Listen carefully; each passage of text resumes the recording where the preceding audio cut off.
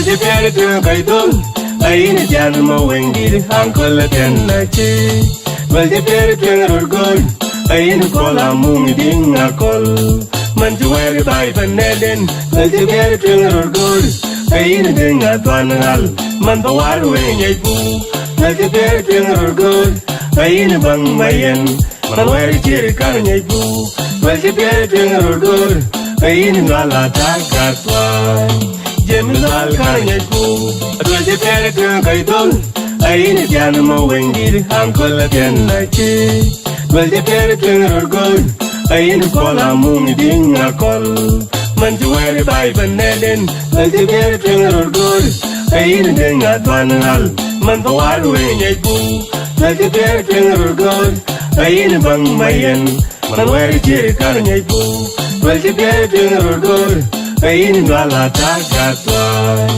Jemizal karnyai pu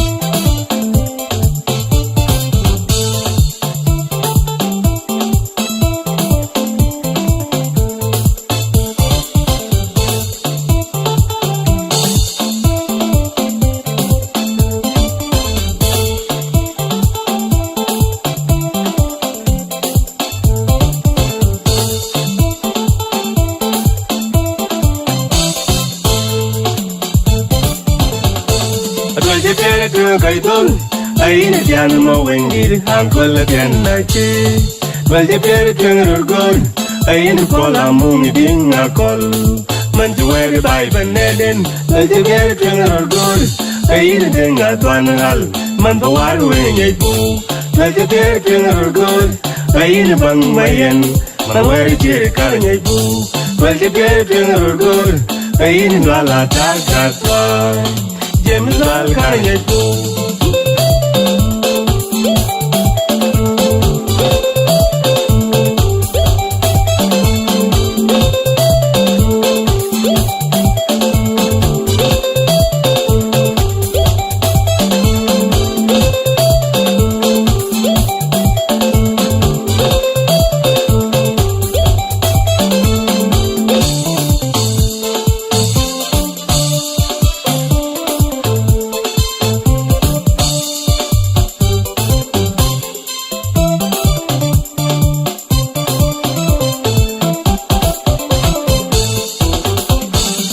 We call you move better.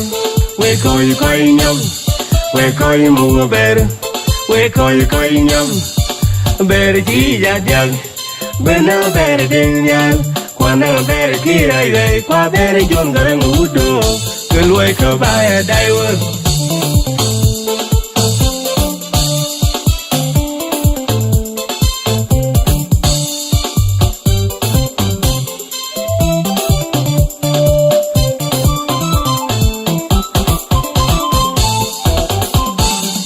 We call you move better. We call you nyam. We call you move better. We call you nyam. Better ji ja ja. Bena better ding ya. Kwana better kira ile. Pa better jonga ngudo. Kelwe kabaya daiwa.